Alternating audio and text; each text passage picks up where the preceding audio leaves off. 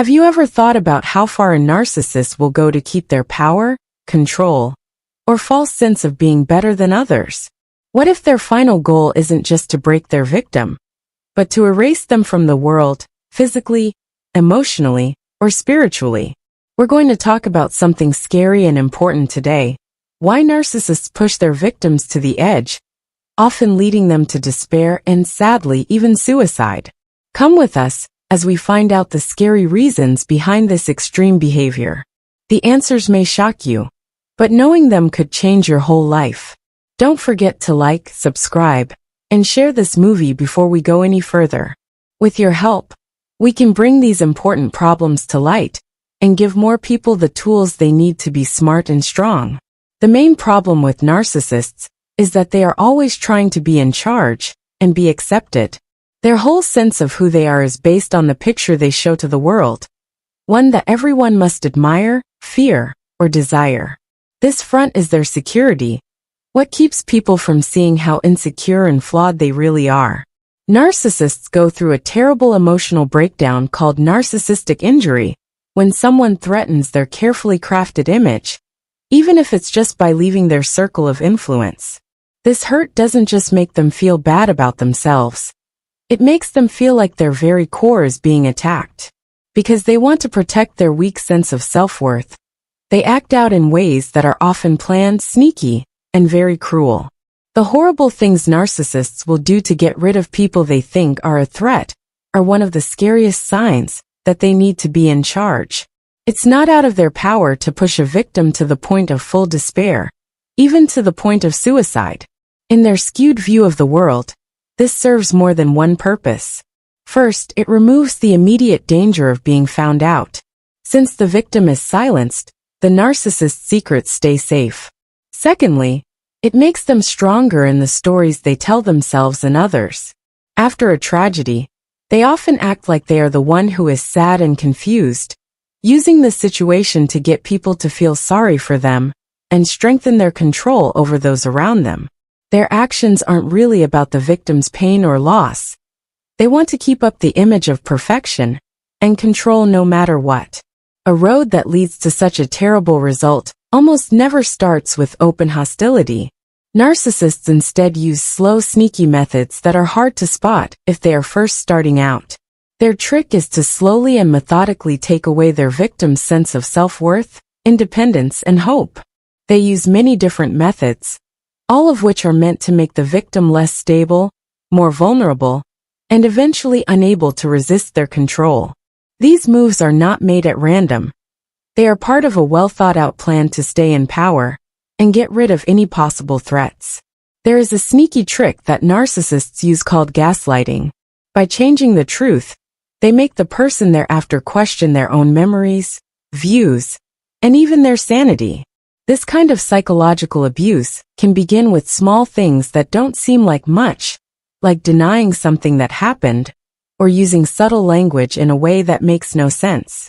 But it gets worse over time. The victim starts to doubt their own mind and thinks they are living in a different world that the narcissist made up. The victim feels more and more dependent on the narcissist to tell them what is real and what isn't because they are always asking them. Another trait of narcissists is that they hurt others emotionally. They slowly destroy their victim's self-esteem by constantly criticizing, putting down, and invalidating them. They often say things like constructive feedback or honest opinions to hide their true goal, which is to make the victim feel less confident and less worthy of respect. Over time, the target internalizes the abuse, believing the narcissist's mean words and seeing themselves as to blame for the unhealthy dynamics in the relationship. This self-blame is a powerful tool for the narcissist because it keeps the victim stuck in a loop of trying to get their approval, while also feeling like they don't deserve happiness or support. A big part of the narcissist's plan is to keep everyone else away. They carefully cut their target off from family, friends, and other people who could help them. Isolation can be done in overt ways, like not letting the victim talk to certain people, or in more subtle ways, like making the victim's friends fight or not trust each other. As the victim's ties to the outside world get weaker, their need for the narcissist gets stronger. This makes them feel even more trapped, because they think there is no one else they can turn to for help or approval.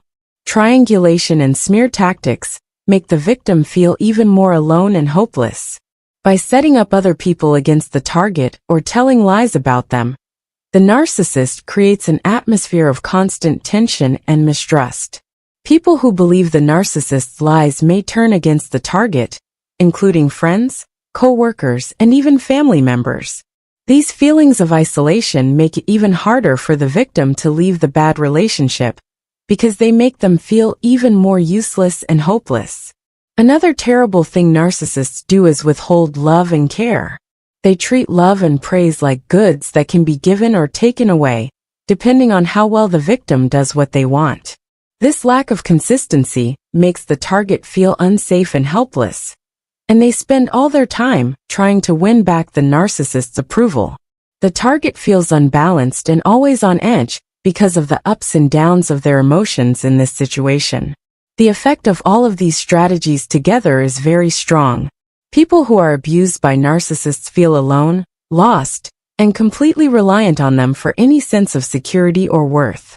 When a narcissist's manipulation is at its worst, the victim may already feel so lost and worn out that they think there is no way out. This is exactly what the narcissist wants, a target who is too hurt to fight back or show what kind of person they really are. For narcissists, making their target feel this way isn't just a way to get what they want. It's a way to show how powerful they are. They think they are above everyone else and have control over their victim's life. As much as the narcissist and the victim want to feel powerful, this fantasy comes with a high price. The victim is in unbearable pain, but the narcissist stays stuck in their circle of manipulation, unable to make real connections or find true happiness. Their acts show how empty they are, as they try desperately to fill a void that can never be fully filled. Narcissists see it as an attack on their sense of control and power when a victim takes care of themselves or heals. If a narcissist sees proof that a victim can regain their freedom or fix the problems they caused, they feel like they have failed very badly. This idea of failing is very scary to their ego because it threatens their carefully built illusion of being better and more powerful. The narcissist can't stand the thought that someone might not want to be controlled by them, or that their plans could be undone. For them, the victim getting better means that the narcissist's power and authority are being ignored, which makes them very angry and often illogical. This feeling of rejection hits them right in the gut, making them feel ashamed, angry, and like they need to punish the target for what they see as theft. When a narcissist feels betrayed, they not only hurt the target, but they also try to get rid of them from their life completely. They erase things to show that they are still in charge, and to keep up the appearance that they can't be harmed. Narcissists have a skewed view of the world. They believe that anyone who tries to reject them or question their authority will be punished by not only suffering, but also being emotionally and mentally wiped out. The narcissist must make the victim feel like they don't matter and take away their freedom, healing, and authority. As a result of not having any real humanity, narcissists can't stand it when their victims get better. Narcissists often can't really feel what other people are feeling, which lets them justify and ignore the harm they cause. They don't see the victim as a person with their own thoughts, feelings, and rights because they can't really understand or care about the pain they cause. Instead, they see the victim as an extension of themselves who only exists to meet the narcissist's needs. People who are narcissists don't see others as people with worth in and of themselves. They see them as tools, objects, or ways to get what they want.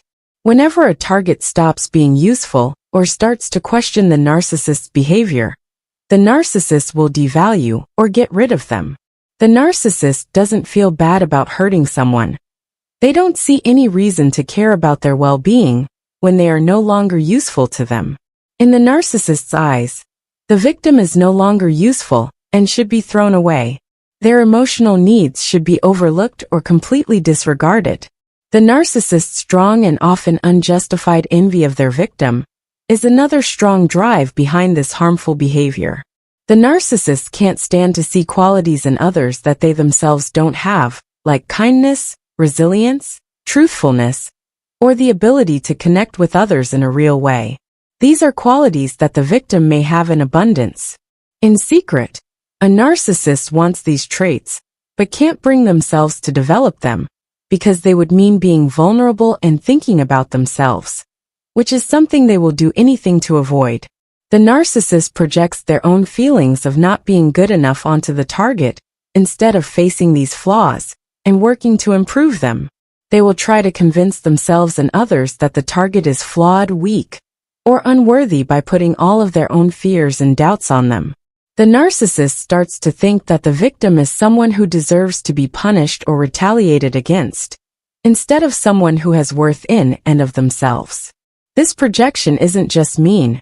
It's also a way for the narcissist to keep themselves from having to face the painful truth about themselves. Through projecting their own insecurities onto the target, the narcissist can avoid facing their own problems and weaknesses. This defense strategy in the narcissist's mind lets them keep living in a world where they can believe they are perfect and better than everyone else. It keeps them safe from the crushing shame and self-doubt that would otherwise threaten to break down their weak sense of who they are. The narcissist can keep blaming the victim instead of looking at their own flaws and faults. This way, they can keep the fragile bubble of superiority they have built around themselves. In their minds, the victim's flaws give them permission to treat and devalue them badly, while their own flaws stay hidden and will never be talked about or recognized. Figuring out why the narcissist does what they do is important, but so is spotting the signs that they are behaving badly. These steps will help you stay safe if you, or someone you know, is dating a narcissist. Set boundaries. Be clear about what kind of behavior you will and will not accept. Narcissists love crossing lines, so it's important to be steady about doing so. Get back in touch with the people who can help you. Talk to trusted family, friends, or support groups. Isolation is one of the most powerful tools a narcissist has, and making new links can give you much-needed strength and perspective. Get professional help. Therapy can be very helpful for figuring out how to deal with a selfish partner and regaining your sense of self. Write down what they did. If you need to get legal or professional help, keeping track of violent behavior can help. Make self-care a priority by doing things that are good for your physical and mental health. It's harder for the ego to hurt your confidence when you're strong. Think about no contact. If the relationship with the narcissist is hurting you so much that it can't be fixed, ending contact with them may be your only choice. Thanks for joining us as we look into one of the worst things about selfish behavior. There's no doubt that this is a serious subject, but knowing these dynamics is the first step to healing and keeping ourselves and others safe. If you thought this conversation was helpful, please like, follow, and share it to help get the word out. We should keep helping each other get out of bad relationships and take back our power. Don't forget that you're not alone, and that there is always hope for a better present. What do you think? Please share your thoughts in the space provided. We look forward to hearing from you. Take care and stay strong until next time.